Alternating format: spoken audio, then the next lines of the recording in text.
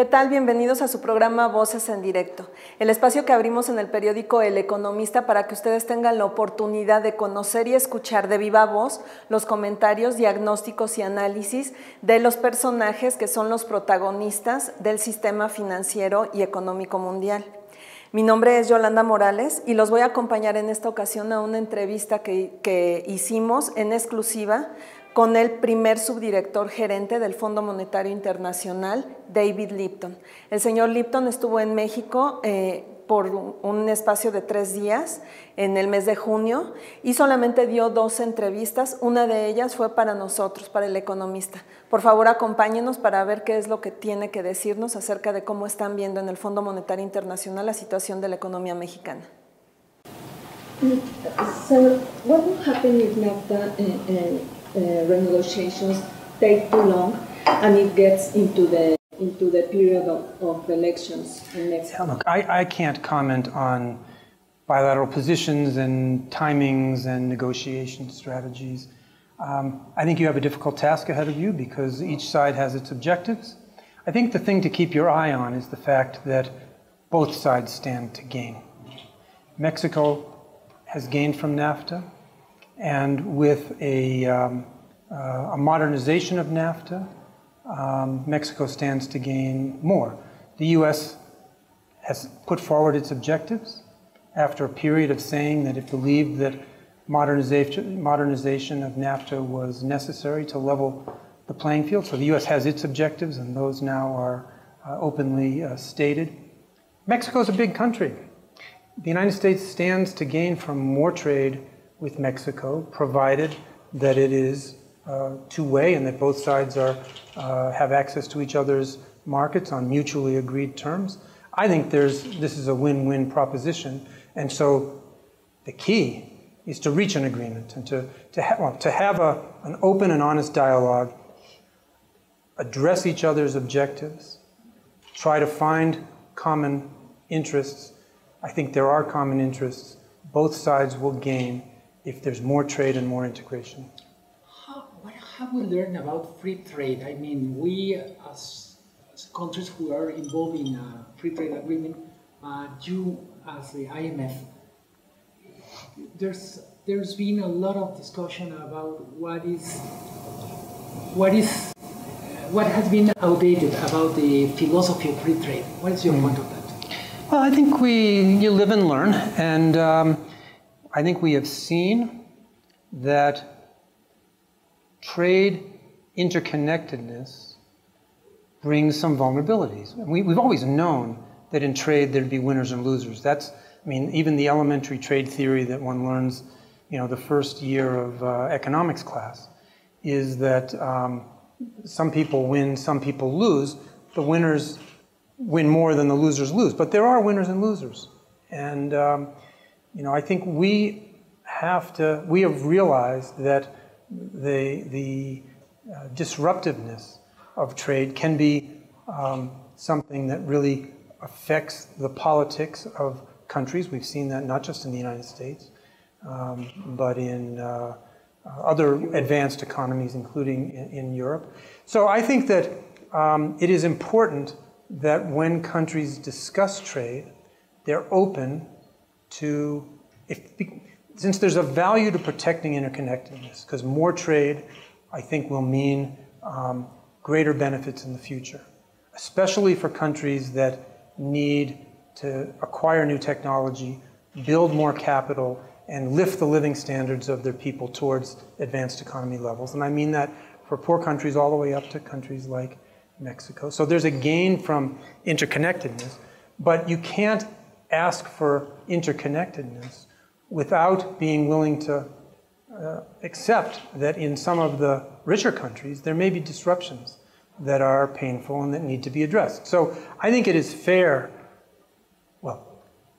the U.S. can take the position it wants. It has views about the need to level the playing field. I think it's fair for the U.S. to ask countries to at least have a full and open discussion about whether the way trade is taking place is mutually agreeable. And it's not right to assume that all past institutions, the WTO, all past agreements, NAFTA, are perfect. Sometimes there are flaws. Sometimes the world changes. You know, you don't have an e-commerce chapter of the NAFTA agreement because there was no e-commerce in 1994. So there's the need to modernize. We've seen many other changes in the world that make it useful to modernize. But I think it's also entirely fair to have a discussion about thinking through the consequences of trade where there are disruptions. You know, perhaps it's more for the United States to deal with. Perhaps there are disruptions here that it's more for Mexico to deal with. But I think if you think about this globally, I think we are having and we will have a dialogue internationally about how to maintain interconnectedness because it's so important in the long run, but how to be open to mid-course corrections in the institutions, the agreements, and the trade arrangements. Sir, some analysts are saying that there's a possibility that the NAFTA could disappear. I want to know if it could be one possibility or one case. I want to know if Mexico must diversify its agreements, its trade to some other big countries as U.S. I am not going to speculate about the bad case scenarios. You know, the world is filled with bad case scenarios. I think it's important for Mexico to try to achieve, through dialogue and open discussion with America and compromise on both sides, to try to achieve a modernization of NAFTA. I think it's possible because I think both sides will gain. Now, that said, Mexico already has trade agreements with quite a number of countries. I think it has 12 agreements with 46 countries. There's always room for, there's always room for more. Mexico was ready to join TPP. That would have been another step. We don't know yet what will happen in trans-Pacific trade relations, but I suspect we're not at the end of history with respect to trade integration in the trans-Pacific region. So there are many possibilities, but I don't think that Mexico should view this as either or. I think that Mexico should put its mind to and can achieve a deepening of links with the U.S. and a deepening of links with other parts of the global economy. Okay. You mentioned e-commerce as one topic that is not in the very first NAFTA draft. The other issue that in a way is very interesting is infrastructure, and I mean binational infrastructure. And I would like to ask you from the IMF, what's your point? I mean, it takes ingenious financial schemes to build binational infrastructure and things like that. Yeah. For about 4 years or 5 years, we've been encouraging countries to put more energy and more thought and more resources into the modernization of infrastructure. That's because we see long-term trend growth falling in advanced economies and falling in emerging market economies. And where infrastructure is inadequate, improving infrastructure is one way to create public goods, to create an environment in which private business can be more profitable. Some of that will be national infrastructure, but sometimes, as you rightly point out, it involves connecting countries together. Europe has been engaged in that and probably needs more of it. China's started something they call the One Belt, One Road initiative, which in a way is to create the infrastructure connections that can make free trade lead to a lot of trade and cheap trade. I think that there's no question that there can be better infrastructure in Mexico and better connections between, in principle, better connections between the U.S. and Mexico if people put their minds to it. It may require some ingenuity, and there are always many tricky issues.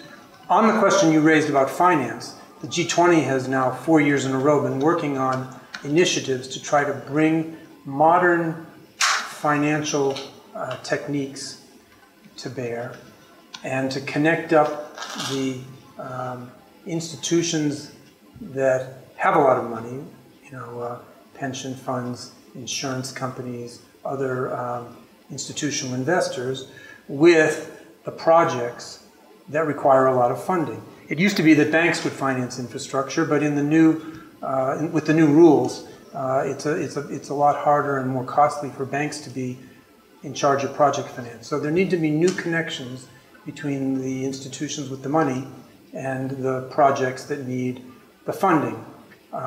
There's a lot of talk of how to do that.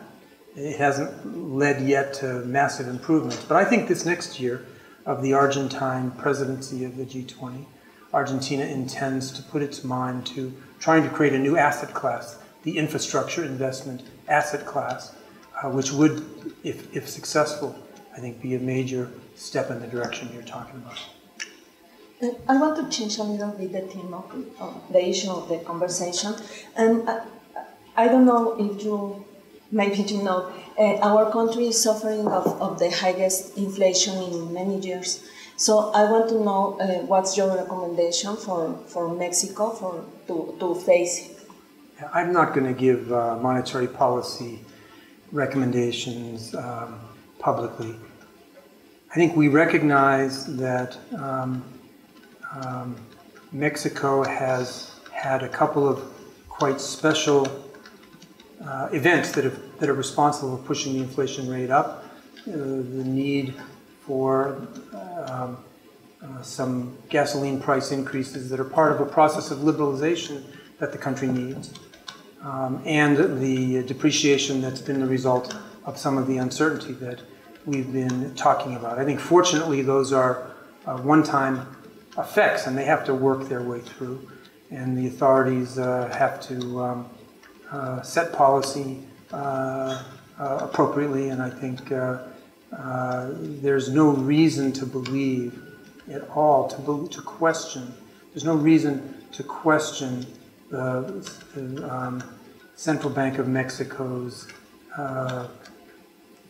commitment to making sure that inflation returns to a low level and stays there. You never know what the world will serve up. If this price or that price moves, if you have an economic shock, it can affect this. But I think that of the many improvements over the years in Mexico, the independence of the central bank and the strength of the leadership of the central bank make it a very credible institution that the people of Mexico can count on to reach its objectives in a reasonable time frame, given the kinds of shocks and disturbances that the country faces. Talking about credibility, there's going to be a change of Banco of Mexico governor. What's your general view about what does it mean for the institution? I will make no secret of the fact that I'm a big fan of Agustin Carstens. I think he has served his country in quite a number of important positions and served his country well. And when he moves on, the country will miss him. But at the same time, this is a country with so many capable and experienced economic policymakers that I have no doubt that he will be followed by somebody who can pick up the baton and carry on. What qualities and preparation must have the candidates to fill its position? I don't want to comment on that. I mean, I think these decisions are national decisions. Generally speaking, of course, it's important that the central bank is independent. It's important that its leader be free from conflicts of interest. It's important that its leader have the requisite technical economic expertise. Good judgment, something that's hard to measure.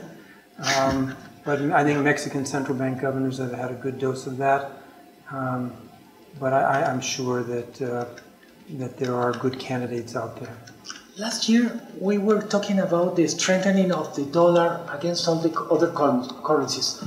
nowadays we're talking the opposite situation. Yeah.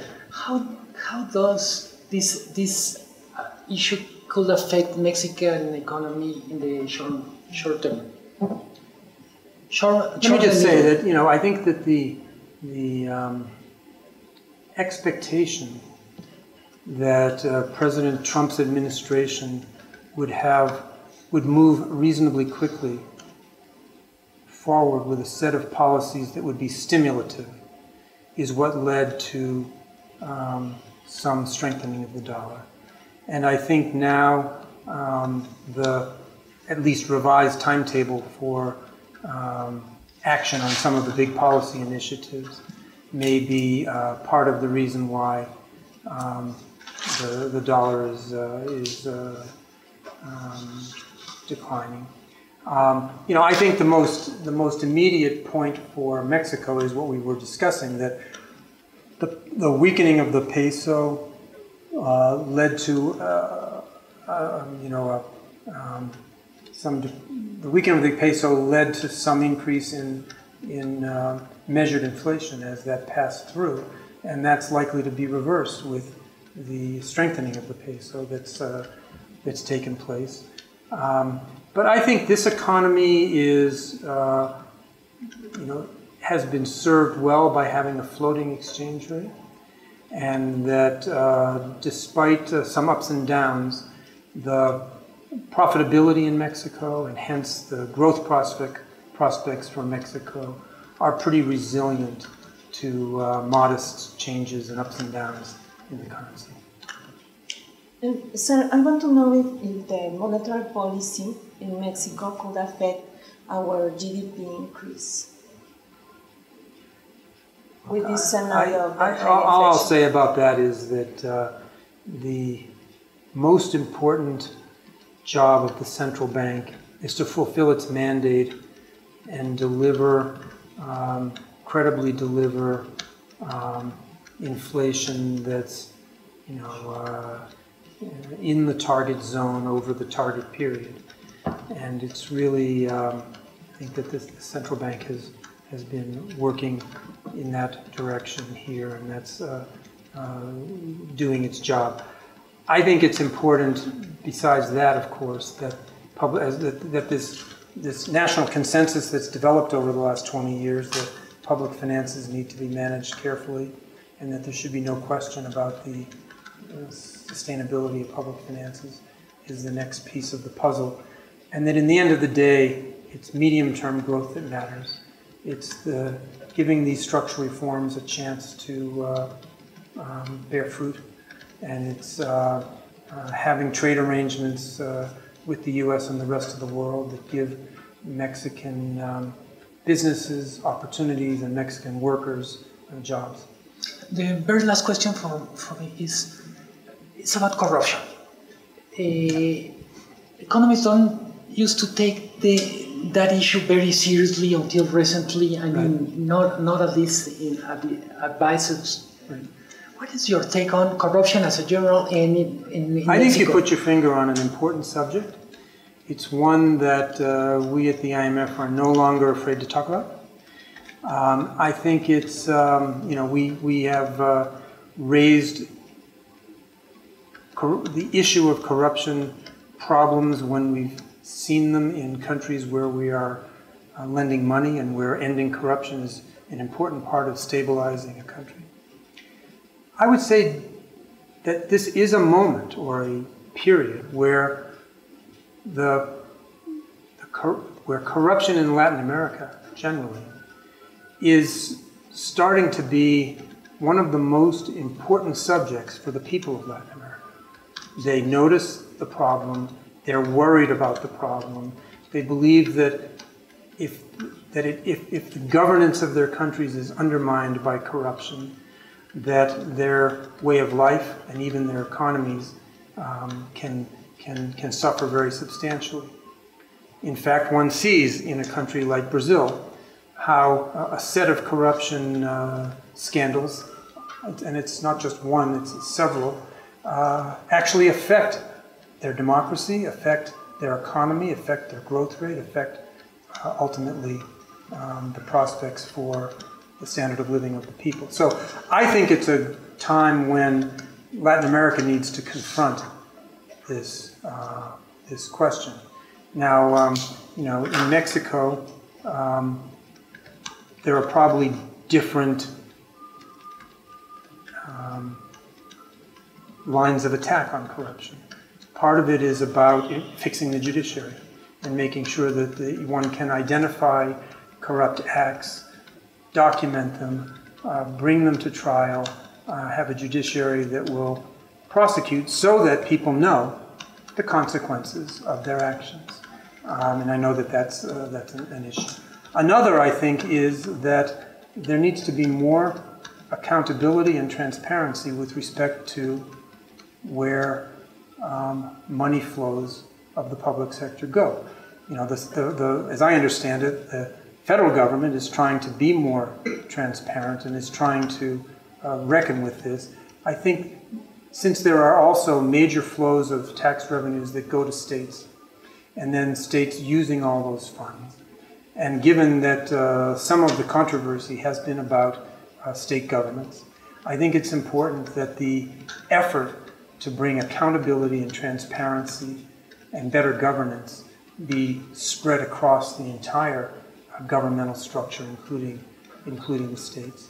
I think this is important. Now, I should say that one thing that we at the IMF are finding around the world is that new technologies may prove to be very valuable in fighting corruption. That if governments can use new technologies for tracking and monitoring funds flows, for paying benefits electronically directly to the recipient person so that money can't be diverted along the present route, which sometimes is a circuitous route. You know, we're very interested in how the development of new technologies can be used to make government finances more efficient and effective, but also more protected from corruption of many kinds, big scale and small scale corruption. So I would hope that through the adoption of new technologies, both by government and perhaps also by the financial system, that that flows of money can be made secure and in a way less vulnerable to corrupt influence. Sir, my last question. It's the last. Always a last question. No, there's a kind of anti-corruption wave in Latin America, with important results in Brazil, Panama, Peru, and Guatemala. So I want to know your opinion about it. It could be the beginning of a new era for the region. I think it's important that it turns out to be the beginning of a new era, because there has been too much corruption. It is affecting governance and economies. People are worried about it. The citizens deserve to have their governments do something about it. We at the IMF are willing to speak out about this. We'll be doing more on this subject, including the interaction, as I've said, with using new technologies to fight corruption. We think this is a very important moment, and hope that it may be a turning point in the fight against corruption in Latin America. Okay. Thank you very much. Thanks. Pues espero que hayan disfrutado ustedes tanto como nosotros esta conversación que sostuvimos el director de editorial del Economista, Luis Miguel González, y una servidora, Yolanda Morales, con el primer subdirector gerente del Fondo Monetario Internacional, David Lipton. Como vieron, tenemos un diagnóstico de primer nivel desde el Fondo Monetario Internacional acerca de los temas que en este momento están preocupando y están marcando las agendas económicas y políticas en México, como son el relevo en el Banco de México, el relevo del presidente de México y la renegociación del Tratado de Libre Comercio. Mi nombre es Yolanda Morales, les agradezco su participación y que hayan visto nuestro programa, y les invito a seguir las próximas emisiones en la página del Economista. Hasta pronto.